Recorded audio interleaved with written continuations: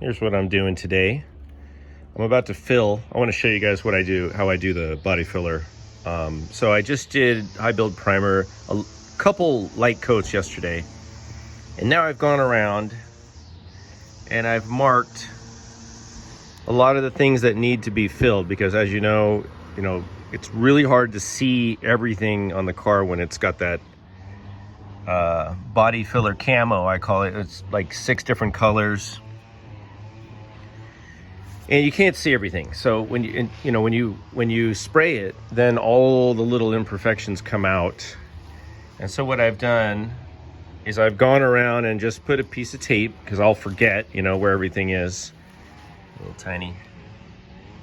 And all these need to be filled. Also what I like to do is, if I have a bigger spot like that, I'll tape off around it so I don't get body filler everywhere.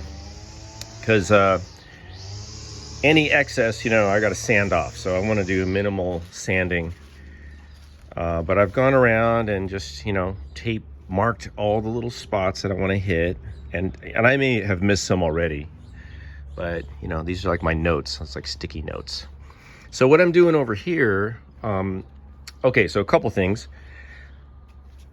I use just a cutting board. I put some aluminum foil on it. What I decided to do, since there's so many little ones, it's going to take me a minute, and I don't want to mix a bunch. This is a lot of body filler, way too much. But what I'm doing is I put the hardener, and I'm going to pull a little body filler over, and I'm using the Rage Ultra by Evercoat. Really good stuff. Recommend it. I'll just mix a little, right? And then I'll fill. And then when that starts hardening up, I'll clean this off. I keep a solvent in a spray bottle, and I just use shop towels, and I use that for my cleanup and everything. So that works really well. I can clean the tools I'm using. I can clean up whatever I need to clean. Spray bottle.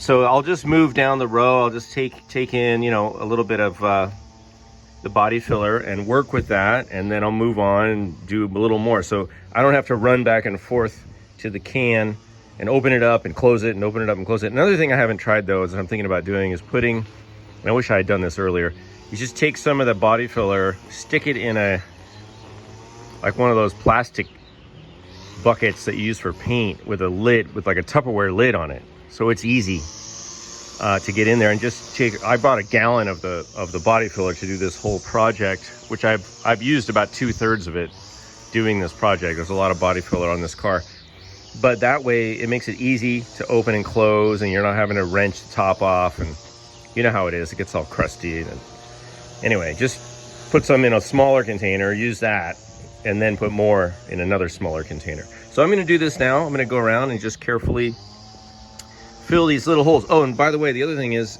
I get the larger, I don't know what these are called, just a spreader, body filler spreader, and I cut them up so that when I spread it, I can just do a small area.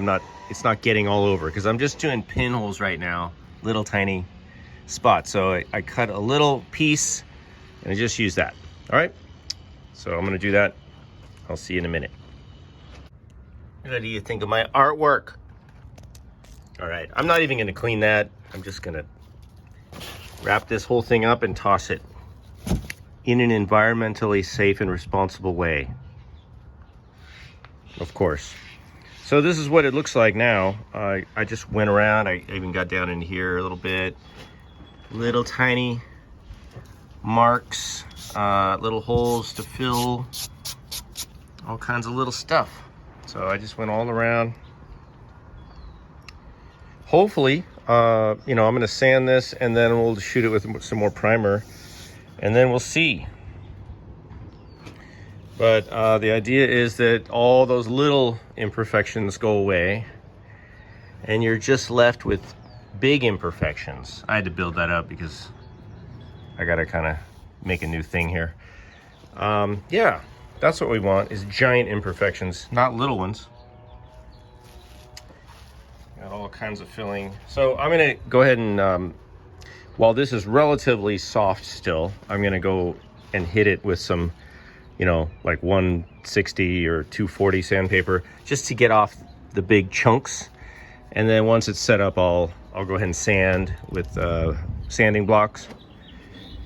Did I miss something? Oh yeah, I got one little drip from yesterday when I shot the primer. One little, not bad for a whole car. So I got to get that, I'll sand that off. That's easy. But hopefully I got all these little pinholes. That's the thing with fiberglass. With you guys with metal, you don't have to worry about that, but fiberglass, it's kind of touchy. So again, I'm hoping that this primer does the job. It's the Transtar Euro Classic DTM, direct to metal. It's nice though. Stuff goes on. It's like nice. All right, see you later.